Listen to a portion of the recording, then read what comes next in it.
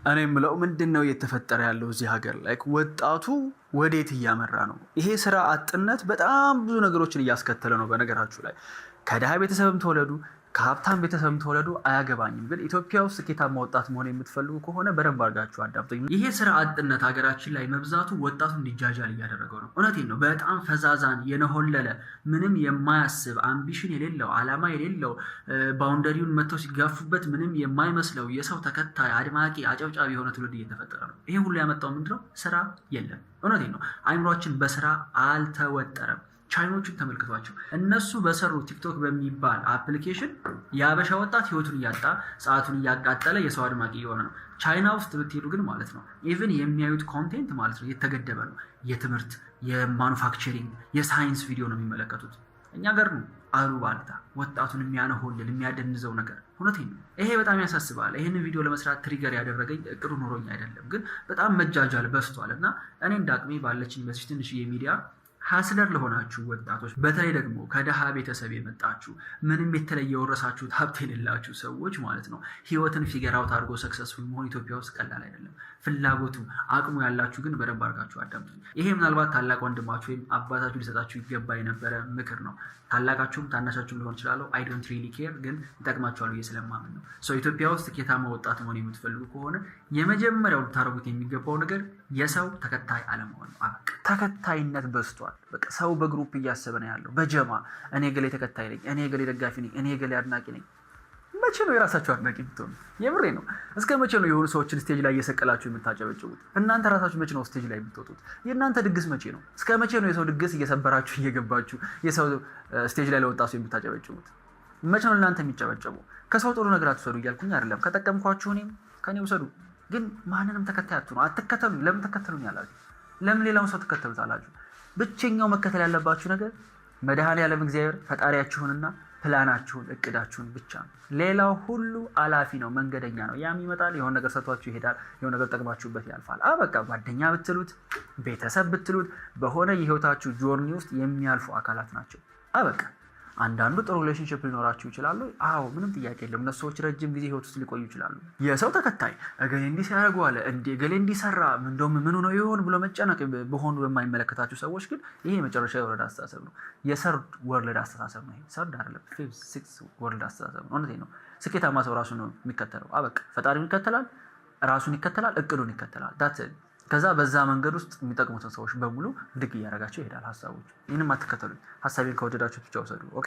ሌላኛው ገንዘብ እንዴት እንደሚሰራ ልታውቁ ይገባል። የትኛውም እድሜ ላይ ብትሆኑ በቂ ገንዘብ ከሌላችሁ አሁን ባላችሁበት የህይወት ስቴጅ እና መስራት በምትፈልጉት ገንዘብ መካከል ያለው ልዩነት ታውቃላችሁ። ጋፑን የሚሞላው አለማወቃችሁ ነው። በቃ ኢግኖራንስ ነው። በዚህ ጊዜ አላቅም ማለት አያድናችሁም።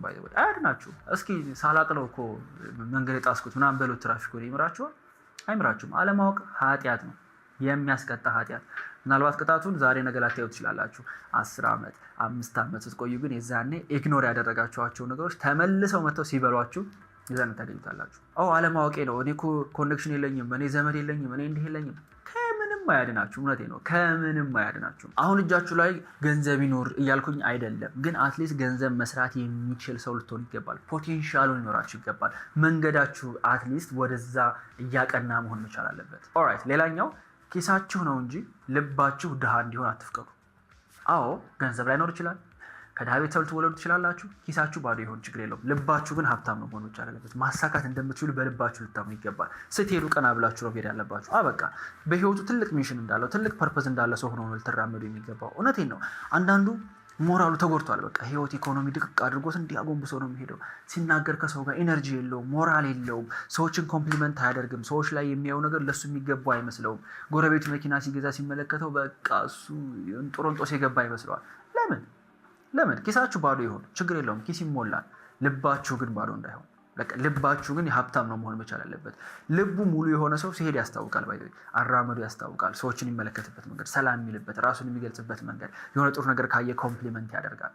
ኢቨን ድሃ ሆነው እንኳን የምሬ ነው ገንዘብ እንኳን ሳይኖራቸው ግን የሚገርም ካሪዝማ ያላቸው ግርማ ሞገስ ያላቸው ሰዎች አሉ። ግጥሟቸው ያውቁ። በቃ ከእነሱ ጋር ስራ መስራት ትፈልጋላችሁ። ቢካዝ አስተሳሰባቸው የድሃ አይደለም።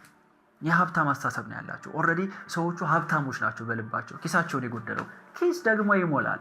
ብዙ ነገር ሰው ሰርቶ ገንዘብ ሜክ ማድረግ ይችላል።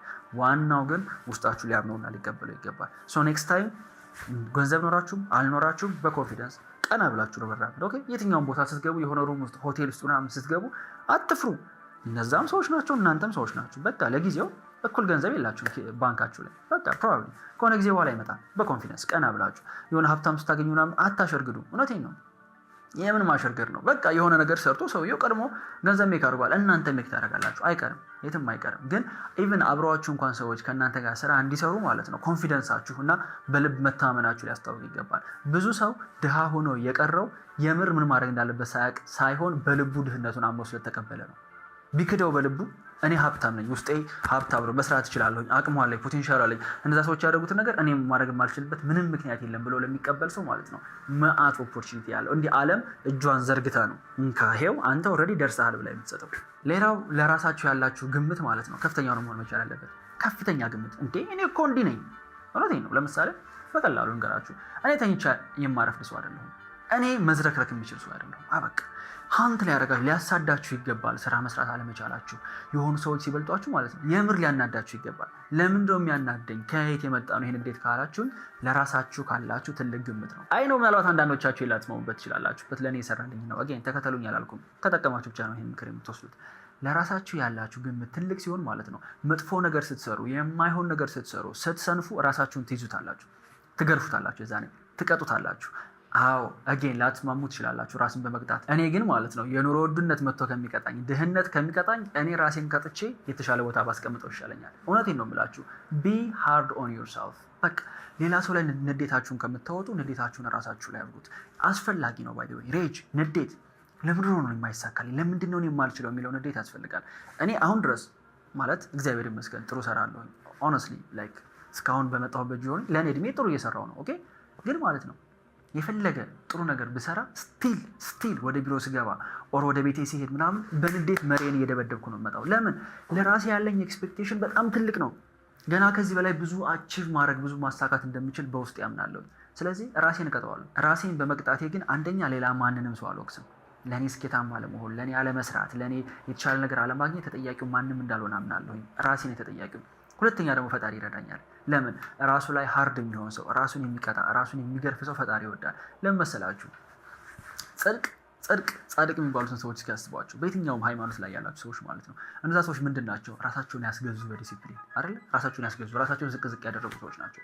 ስለዚህ ቢ ሃርድ ኦን ዮርሰልፍ። አትስሟቸው። በቃ ቴክ ኢት ኢዚ፣ ቀስ ብላችሁ ትደርሳላችሁ ምናምን የሚሉትን ሰዎች በፍጹም እንዳትሰሟቸው። አሁን ቀስ የሚባል ነገር የለም። እውነቴን ነው። በቃ መስራት ካልቻልክ የሆነ ነገር ማለት ነው ይሄ ነገር አይሰራም ኖ አይደለም። እኔ እንዴት እንደሚሰራ አላውቅም ይሄን ነገር። ስለዚህ ጥፋቱ ያለው ባጋ ነው ማለት ነው ራሴ ጋር ነው። ራሴ ሼፕ ማድረግ አለብኝ ማለት ነው። ቢ ሃርድ ኦን ዮርሰልፍ። ለራሳችሁ ያላችሁ ኤክስፔክቴሽን ትልቅ ሊሆን ይገባል። ሌላው ሱስ ያለባችሁ ሰዎች አቁሙ። ምንም አይጠቅማችሁም። ይሄንን እንደኖረበት እንዳለፈበት ሰው ነው የምነግራችሁ። አይ ነው አንድ ሲጋራ ማጨስ፣ መጠጥ መጠጣት ጓደኛ ጋር የሆነ ደስ የሚል ስሜት ሊሰጣችሁ ይችላል፣ ግን ፌክ የሆነ ስሜት ነው። እሱን ቀይሩት በሌላ ነገር። አልኮል መርዝ ነው። የምታጨሱት ዊድ ይገላችኋል፣ ሲጋራው ይገላችኋል። ብዙዎቻችሁ ደግሞ ወደዚህ ነገር የምትገቡት የእውነትም እንደው ስትረስ ዱናችሁ ምናምን አይደለም፣ ሰንበዲ ስላደረገው ነው እያደረጋችሁ ያላችሁት። አይጠቅማችሁም። እዚህ ጊዜ ላይ ብቸኛው ሊኖርባችሁ የሚገባ አፎርድ የምታደርጉት ሱስ ስራና ስራ ብቻ ነው። ጧት እንደነቃችሁ ወዲያው በቃ ቶሎ ስራ እስክትገቡ ድረስ ሊያስቸኩላችሁ ይገባል። ከቢሮ በሆነ ምክንያት ከወጣችሁ ከስራ እስክትመለሱ ድረስ ልትቸኩሉ ይገባል። ይሄንን ሱስ ነው አፎርድ የምታደርጉት። እንዴ በዚህ ጊዜ ሱስ ውድ ነው። ባይ ዘ ወይ እኔ ቢራ ስንት እንደገባ ሰምቼ ቆይቻለሁ ካቆምኩና በጣም የደነገጥኩት። ሰው እንዴት 4-5 ቢራ በአንድ ቀን ምሽት የሚጠጣው? ኢትስ ሶ ኤክስፔንሲቭ። አፎርድ አይደረግም ሱስ እዚህ ጊዜ ላይ። ብቸኛው አፎርድ የምታደርጉት ሱስ፣ በተለይ ደግሞ እናንተ ይህን ቪዲዮ የምትመለከቱት ሰዎች የስራና የስራ ሱስ። ሌላው ሀስለር የሆነ ሰው ቦርጫም ሊሆን አይችልም። አበቃ አጌን አሁንም ከደበራችሁ አም ሶሪ፣ ግን እውነታው ይሄ ነው። ጀጅ እያደረኩኝ አይደለም። ኦኬ እኔ ራሴ ተስተካከለ በጣም የሚያምር ሰውነት ኖሮኝ አይደለም፣ ግን አትሊስት እየለፋው ነው፣ ግን አትሊስት እየሰራው ነው። አበቃ በተለይ ወጣት ወንዶች ስትሆኑ ማለት ነው ፕራይም ኤጃችሁ 20 21 እስከ 27 እስከ 29 እስከ 30 ድረስ ሰውነታችሁ ፐርፌክት የሚባል የሰውነት አቋም ላይ መድረስ የሚችልበት ነው። እሱ ሳታዩት አትሞቱ። እውነቴን ነው። አትሊስት በቃ ተስተካከሉ። አትሊስት ሼፓችሁን ፊክስ አድርጉት። እውነት ለመናገር እኮ የምትበሉትን ነገር መቆጣጠር፣ ከዛ በቀን ውስጥ ደግሞ የሆነ አይነት አክቲቪቲ ማድረግ ነው። ያን ያህል ሲምፕል ነው። ወክ ማድረግ የማይችል ሰው የለም፣ እግር የሌለው። ወክ ብታደረጉ፣ የምትበሉትን ካሎሪ ብትቀንሱት፣ ይሄ የምትበሉትን ጀንክ ያሁን ብዙ ብር ከፍላችሁ የምትበሉትን ጃንክ ምግብ ብትቀንሱ ሰውነታችሁ ይስተካከላል። ሰውነታችሁ ሲስተካከል ሰዎች ያምኗችኋል። የምትለብሱት ነገር ያምርባችኋል። በቀላሉ ዴት ማድረግ ትችላላችሁ።